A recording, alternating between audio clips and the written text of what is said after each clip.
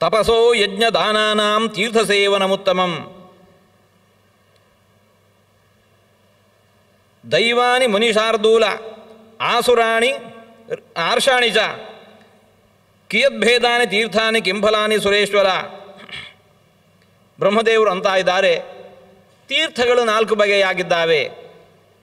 ದೈವ ತೀರ್ಥಗಳು, ಆಸುರ ತೀರ್ಥಗಳು, ಮಾನುಷ ತೀರ್ಥಗಳು ಹಾಗೂ ಪಿಶಾಚ ತೀರ್ಥಗಳು ಅಂತ ಹೇಳಿಕೊಂಡು,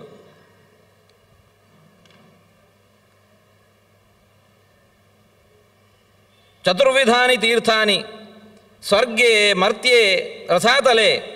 ಸ್ವರ್ಗ, ಭೂಮಿ, ರಸಾತಲದಲ್ಲಿ 4 ಬಗೆಯ ತೀರ್ಥಗಳಿದ್ದಾವೆ. ದೈವಾನಿ ಮುನಿಶಾರ್ದೂಲ ಆಸುರಾಣಿ ಆರುಷಾಣಿ ಚ ಮಾನುಷಾಣಿ ತ್ರಿಲೋಕೇಶು.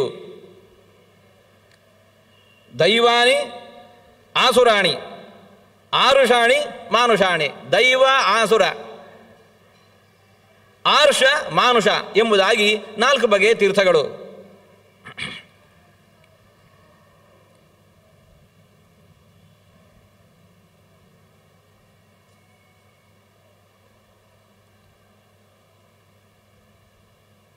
ಮಾನುಷ ತೀರ್ಥಗಳಿಗಿಂತಲೂ ಆರುಷ ತೀರ್ಥ ಶ್ರೇಷ್ಠವಾಗಿರುವಂತಹದ್ದು. ಆರ್ಷಿಕೇಭ್ಯಸ್ತು ತೀರ್ಥೇಭ್ಯ ಆಸುರಂ ಬಹುಪುಣ್ಯದಂ. ಆಸುರೇಭ್ಯ ಸದಾ ಪುತ್ರ ದೈವಂ ತತ್ ಸಾರ್ವಕಾಮಿಕಂ. ಒಂದಕ್ಕಿಂತ ಒಂದು ಮಾನುಷ ತೀರ್ಥಕ್ಕಿಂತ ಋಷಿ ನಿರ್ಮಿತವಾಗಿರತಕ್ಕಂಥ ತೀರ್ಥ ಶ್ರೇಷ್ಠ. ಋಷಿ ಸಂಬಂಧವಾಗಿರತಕ್ಕಂಥ ತೀರ್ಥಗಳಿಗಿಂತ ಆಸುರ ತೀರ್ಥಗಳು ಶ್ರೇಷ್ಠ.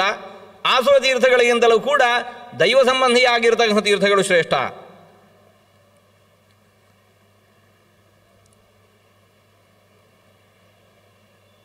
ಬ್ರಹ್ಮ ವಿಷ್ಣು ಮಹೇಶಾದ್ಯೈ ನಿರ್ಮಿತಂ ದೈವಮುಚ್ಯತೆ. ದೈವತೀರ್ಥ ಅಂದರೆ ಯಾವುದು ಅಂತ ಇದ್ದಾರೆ. ಬ್ರಹ್ಮ ವಿಷ್ಣು ಮಹೇಶಾದ್ಯೈ ನಿರ್ಮಿತಂ. ತ್ರಿಮೂರ್ತಿಗಳಿಂದ ನಿರ್ಮಿತವಾಗಿರತಕ್ಕಂಥ ತೀರ್ಥಗಳು ದೈವತೀರ್ಥಗಳು ಅಂತ ಅನಿಸ್ತಾ ಇದ್ದಾವೆ. ಅವುಗಳಲ್ಲೂ ಮತ್ತೆ ತ್ರಿಭ್ಯೋ ಯದೇಕಂ ಜಾಯೇತ ತಸ್ಮಾನ್ನಾತಃ ಪರಂ ವಿದುಹು. ಯಾವ ತೀರ್ಥ ಈ 3 ದೇವತೆಗಳಿಗೆ ಸಂಬಂಧಪಟ್ಟದ್ದಾಗಿದೆಯೋ ಅದು ಆ ದೈವತೀರ್ಥಗಳಲ್ಲೂ ಶ್ರೇಷ್ಠವಾಗಿರುವಂತಹದ್ದು. 3 ಲೋಕಗಳಲ್ಲಿ ಮರ್ತ್ಯಲೋಕ ಶ್ರೇಷ್ಠವಾಗಿರುವಂತಹದ್ದು ಸಾಧನೆಗೆ. ಅಲ್ಲೂ ಮತ್ತೆ ತತ್ರಾಪಿ ಜಾಂಬವಂ ದ್ವೀಪಂ, ಜಂಬೂದ್ವೀಪ ಶ್ರೇಷ್ಠವಾಗಿರುವಂಥದ್ದು. ನಾವು ವಾಸ ಮಾಡ್ತಾ ಇರುವಂತಹ ಜಂಬೂದ್ವೀಪ ಶ್ರೇಷ್ಠವಾಗಿರುವಂತಹದ್ದು. ಆ ಜಂಬೂ ದ್ವೀಪದಲ್ಲಿ ಮತ್ತೆ ಪುನಃ ಭಾರತಂ ವರ್ಷಂ, ಅದು ತೀರ್ಥಪ್ರಾಯವಾಗಿರುವಂತಹದ್ದು, ಶ್ರುತಿಗಳಲ್ಲಿ ಪ್ರಸಿದ್ಧವಾಗಿರುವಂತಹದ್ದು. ಆ ಭಾರತದ ಖಂಡದಲ್ಲಿಯೂ ಕೂಡ ದಂಡಕಾರಣ್ಯಂ ಸರ್ವತೀರ್ಥಂ ಅನುತ್ತಮಂ. ದಂಡಕಾರಣ್ಯ ಇನ್ನೂ ಶ್ರೇಷ್ಠವಾಗಿರುವಂತಹದ್ದು. ಯಾಕೆ? ಕರ್ಮಭೂಮಿ ಯತಃ ಪುತ್ರ ತಸ್ಮಾತ್ ತೀರ್ಥಂ ತದುಚ್ಯತೆ. ಇದು ಕರ್ಮಭೂಮಿಯಾಗಿದೆ, ಹಾಗಾಗಿ ತೀರ್ಥ ಅಂತ ಅನಿಸ್ತಾ ಇದೆ. ದೈವಾನಿ ಚ ಆಸುರ ಆರ್ಷಾಣಿ ಮಾನುಷಾಣಿ ಅತಿಭೇದ ಇತಿ ಭೇದತಃ ಹಿಮವದ್ವಿಂಧ್ಯಯೋರ್ಮಧ್ಯೆ ಷಣ್ಣದ್ಯೋ ದೇವಸಂಭವಾಃ. ಹಿಮವತ್ ಪರ್ವತ ಹಾಗೂ ವಿಂಧ್ಯ ಪರ್ವತಗಳ ನಡುವೆ 6 ನದಿಗಳು ಇವು ದೈವ ತೀರ್ಥಗಳೆನಿಸ್ತಾ ಇದ್ದಾವೆ. ತಥೈವ ದೇವಜಾಃ ಬ್ರಹ್ಮನ್ ದಕ್ಷಿಣಾವರ್ತ ವಿಂಧ್ಯಯೋ. ಅದರಂತೇನೆ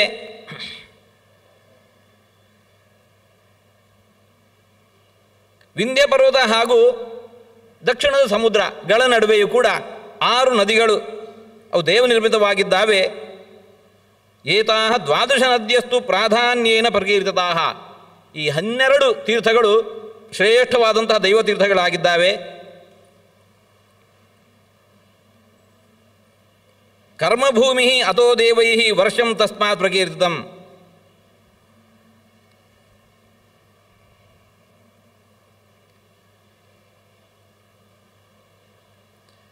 ಪಾರ್ವತಾನಿ ಚ ತೀರ್ಥಾನಿ ದೇವಜಾನಿ ಕ್ವಚಿತ್ ಕ್ವಚಿತ್ ಆಸುರೈರಾವೃತಂ ಯತ್ತು ತದೇವಾಸುರ ಮುಚ್ಯತೆ. ಯಾವ ತೀರ್ಥಗಳು ಅಸುರರಿಂದ ಆಕ್ರಮಿಸಲ್ಪಟ್ಟಿದ್ದಾವೋ ಆ ಕಾರಣಕ್ಕೋಸ್ಕರ ಆ ತೀರ್ಥಗಳನ್ನು ಆಸುರ ತೀರ್ಥಗಳು ಅಂತ ಕರೆಯೋದು. ಪುಣ್ಯತಮವಾಗಿರತಕ್ಕಂಥ ತೀರ್ಥಗಳು ಅಸುರರಿಂದ ಆವೃತವಾಗಿದ್ದಾವೆ ಎಂಬ ಕಾರಣಕ್ಕೋಸ್ಕರ ಅದನ್ನು ಆಸುರ ತೀರ್ಥ ಅಂತ ಕರೀತಾ ಇದ್ದಾರೆ. ದೇವತೆಗಳಿಂದ ನಿರ್ಮಿತವಾಗಿರುವಂತಹ ತೀರ್ಥ ದೈವತೀರ್ಥ, ಅಸುರರಿಂದ ಆವೃತವಾಗಿರತಕ್ಕಂಥ ತೀರ್ಥ ಅದು ಆಸುರ ತೀರ್ಥ. ದೈವೇಶ್ವೇವ ಪ್ರದೇಶೇಶು ತಪಸ್ತಪ್ತ್ವಾ ಮಹರ್ಷಯಃ ದೈವ ಪ್ರಭಾವಾತ್ ತಪಸಃ ಆರ್ಷಾಣ್ಯಪಿ ತದಾನ್ಯಪಿ. ಯಾವ ದೈವ ತೀರ್ಥಗಳಲ್ಲಿಯೇ ಋಷಿಗಳು ತಮ್ಮ ಸಾಧನೆಯಿಂದ ಸಿದ್ಧಿಯನ್ನು ಪಡೀತಾ ಇದ್ದಾರೋ ಅಲ್ಲಿ ಋಷಿ ಸಂಬಂಧವೂ ಬಂದಿದೆ ಎಂಬ ಕಾರಣಕ್ಕೋಸ್ಕರ ಅದನ್ನು ಆರ್ಷತೀರ್ಥ ಅಂತ ಕರೀತಾ ಇದ್ದಾರೆ.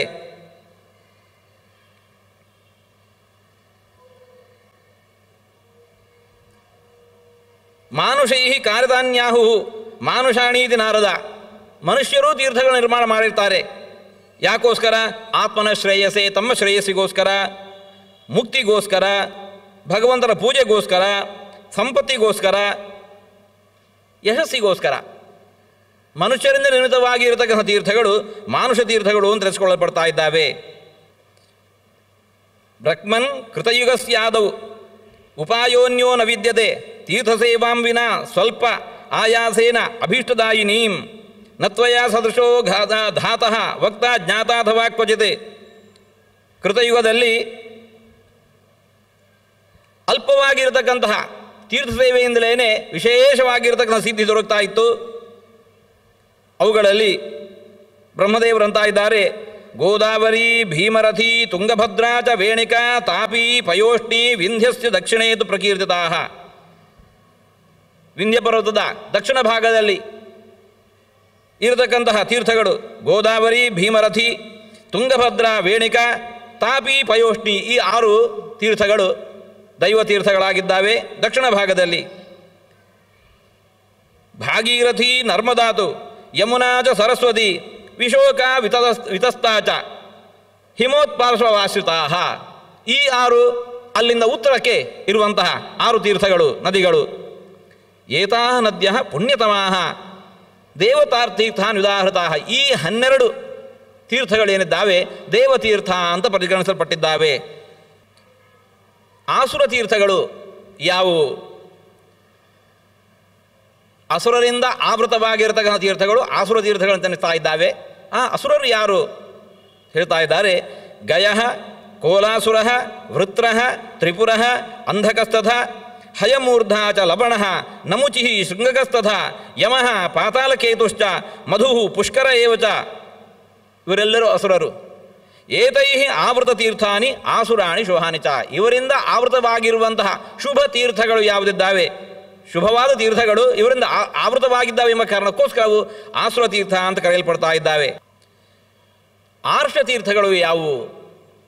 ಪ್ರಭಾಸ, ಭಾರ್ಗವೋ, ಅಗಸ್ತಿ, ನರನಾರಾಯಣೋ ತಥಾ ವಸಿಷ್ಠಶ್ಚ ಭರದ್ವಾಜ, ಗೌತಮ, ಕಾಶ್ಯಪೋ ಮನು ಇತ್ಯಾದಿ ಮುನಿಜಿಷ್ಟಾನಿ. ಇವರೆಲ್ಲ ಮುನಿಗಳು. ಇಂತಹ ಮುನಿಗಳಿಂದ ಸೇವಿತವಾಗಿರತಕ್ಕಂಥ ತೀರ್ಥಗಳು ಆರ್ಷ ತೀರ್ಥಗಳು ಅಂತ ಅನಿಸ್ತಾ ಇದ್ದಾವೆ. ಮನುಷ್ಯರಿಂದ ನಿರ್ಮಿತವಾಗಿರತಕ್ಕಂಥ ತೀರ್ಥಗಳು ಮಾನುಷ ತೀರ್ಥಗಳು. ಅಂಬರೀಷ, ಹರಿಶ್ಚಂದ್ರ, ನಹುಷಃ, ರಾಮ ಏವಚ, ಕುರು, ಕನಖಲಶ್ಚೈವ, ಭರತ, ಸಗರಸ್ತಥ, ಅಶ್ವಯೂಪ, ನಾಚಿಕೇತ, ವೃಷಾಕಪಿ, ಅರಿಂದಮ. ಇವರೇ ಮೊದಲಾಗಿರತಕ್ಕಂತಹ ಮನುಷ್ಯರಿಂದ ಇತ್ಯಾದಿ ಮಾನುಷೈ ವಿಪ್ರ ನಿರ್ಮಿತಾನಿ ಶುಭಾನಿ ಚ. ಇವೆಲ್ಲವೂ ಕೂಡ ಮಾನುಷ ತೀರ್ಥಗಳು. ಕೆಲವು ತೀರ್ಥಗಳು ಯಾರೇ ಅಗೆದು ಮಾಡಿದಂತಹ ತೀರ್ಥಗಳಲ್ಲ. ಸಹಜವಾಗಿ ಭೂಪ್ರದೇಶ ಎಲ್ಲಿ ತಗ್ಗು ಇರುತ್ತೆ ಅಲ್ಲಿ ನಿರ್ಮಿತವಾಗಿರತಕ್ಕಂಥ ತೀರ್ಥಗಳು. ಎನ್ನಖಾತಂತು ಕೇನಾಪಿ ಅದು ದೇವಖಾತಂ ತದುಚ್ಯತೆ. ಇಂತಹ ತೀರ್ಥಗಳ ಮಾಹಾತ್ಮ್ಯ ಶ್ರವಣದಿಂದಾಗಿ ನರೋ ಮುಚ್ಯತೆ ಸರ್ವ ಪಾಪೇಭ್ಯ ನರೋ ಯಜ್ಞಾನ ಮಾತ್ರತಃ. ಹೀಗೆ ತೀರ್ಥಗಳ ಪ್ರಭೇದವನ್ನು ಅವುಗಳ ಲಕ್ಷಣವನ್ನು ಹೇಳುವುದರೊಂದಿಗೆ ಒಂದು ಅಧ್ಯಾಯವನ್ನು ಮುಗಿಸ್ತಾ ಇದ್ದಾರೆ. ನಾರದರು ಬ್ರಹ್ಮದೇವರಲ್ಲಿ ಪ್ರಶ್ನಿಸಿದ್ದು, 3 ದೇವತೆಗಳಿಂದ ನಿರ್ಮಿತವಾಗಿ ಇರತಕ್ಕಂತಹ ತೀರ್ಥ ತ್ರಿದೈವತ್ಯ ತೀರ್ಥ ಅಂತ ಹೇಳಿದ್ದೀರಿ. ಮಹಾವಿಷ್ಣು ಸಂಬಂಧಿ, ಬ್ರಹ್ಮ ಸಂಬಂಧಿ, ರುದ್ರದೇವರಿಗೂ ಸಂಬಂಧಿಸಿದ್ದ, 3 ಸಂಬಂಧಿಸಿದ ತೀರ್ಥ ಅದು ತ್ರಿದೈವತ್ಯ ತೀರ್ಥ ಉತ್ತಮೋತ್ತಮ ಅಂತ ಹೇಳಿದ್ದೀರಿ. ಅದರ ಕುರಿತಾಗಿ ವಿಸ್ತಾರವಾಗಿ ನನಗೆ ಹೇಳಬೇಕು. ಬ್ರಹ್ಮದೇವರಂತ ಇದ್ದಾರೆ,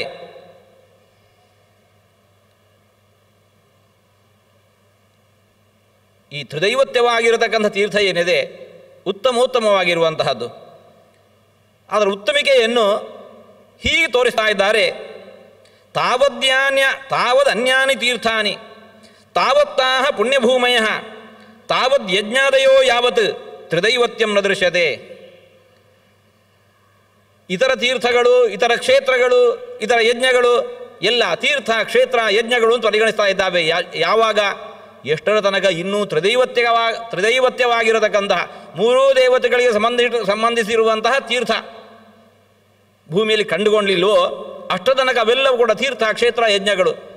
ಯಾವಾಗ ಈ ತೀರ್ಥದ ಉತ್ಪತ್ತಿ ಆಯಿತೋ ಅದರ ಹಿಂದೆ ಅವೆಲ್ಲವೂ ಕೂಡ ನಗಣ್ಯ ಅಂತ ಅನಿಸ್ತಾ ಇದ್ದಾವೆ. ಅಷ್ಟು ಉತ್ತಮೋತ್ತಮವಾಗಿರುವಂತಹದ್ದು ಸರ್ವ ತೀರ್ಥಗಳಲ್ಲೂ ಸರ್ವ ಕ್ಷೇತ್ರಗಳಲ್ಲಿಯೂ ಉತ್ತಮೋತ್ತಮವಾಗಿರುವಂತಹದ್ದು ಈ ತ್ರಿದೈವತ್ಯವಾಗಿರತಕ್ಕಂಥ ತೀರ್ಥ. ಯಾವುದದು? ಅದೇ ಗಂಗಾತೀರ್ಥ. ಅದೇ ಗಂಗಾತೀರ್ಥ. ವ್ರತೋಪವಾಸ ಕೃಚ್ಛ್ರೇಭ್ಯ ಗಂಗಾ ಸೇವಾ ಮಹಾಫಲ. ವ್ರತ, ಉಪವಾಸ ಮೊದಲಾಗಿರತಕ್ಕಂಥ ಏನು ಸಾಧನೆಗಳಿದ್ದಾವೆ ಅವೆಲ್ಲಕ್ಕಿಂತಲೂ ಮಿಗಿಲಾಗಿರುವಂತಹದ್ದು ಗಂಗಾ ಸೇವಾ. ಗಂಗೆ ಮಹತ್ವವನ್ನು ವರ್ಣಿಸ್ತಾ ಇದ್ದಾರೆ. ಸ್ಮೃತ, ದೃಷ್ಟ ಅಥವಾ ಸ್ಪೃಷ್ಟ ಯಾ ಸರ್ವಾಕಾಂಕ್ಷಿತ ಪ್ರದ ಗಂಗೆಯಂ ಸರಿತಾಂ ಶ್ರೇಷ್ಠ ಸರ್ವಕಾಮ ಪ್ರದಾಯಿನಿ.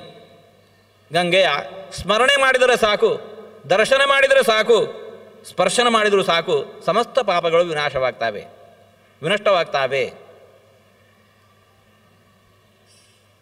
ಪ್ರಾತಸ್ತೋತ್ರದಲ್ಲಿ ಹೇಳುವಂತಹ ಒಂದು ಶ್ಲೋಕ ಗಂಗೆ ಮಹತ್ವದ ಜ್ಞಾನವನ್ನು ತಂದುಕೊಡ್ತಾ ಇದೆ. ಗಂಗೇದಿ ಯೋ ಬ್ರೂಯಾತ್ ಯೋಜನಾನಾಂ ಶತೈರಪಿ ಮುಚ್ಯತೆ ಸರ್ವಪಾಪೇಭ್ಯ ವಿಷ್ಣು ಲೋಕಂ ಸಗಚ್ಚತಿ. ಗಂಗಾ ಎಲ್ಲಿದೆ? ಉತ್ತರ ಭಾರತದಲ್ಲಿ ಹರಿತಾ ಇದ್ದಾಳೆ. ಬೇಗಂದಾಗ ನಿತ್ಯ ಹೋಗಿ ಸ್ನಾನ ಮಾಡಲಿಕ್ಕೆ ಆಗೋದಿಲ್ಲ. ಗಂಗೆ ಸ್ಮರಣೆ ಮಾಡಿ. ಗಂಗಾ ಇತಿ ಬ್ರೂಯಾತ್ ಯೋಜನಾನಾಂ ಶತೈರಪಿ 100 ಯೋಜನೆಗಳಷ್ಟು ದೂರದಲ್ಲಿ ಉಳಿದುಕೊಂಡು ಕೂಡ ಗಂಗೆ ಸ್ಮರಣೆ ಮಾಡಿದರೂ ಸಾಕು, ಗಂಗಾ ತೀರ್ಥದಲ್ಲಿ ಸ್ನಾನ ಮಾಡಿದರ ಫಲವನ್ನು ಪಡೆಯಬಹುದು.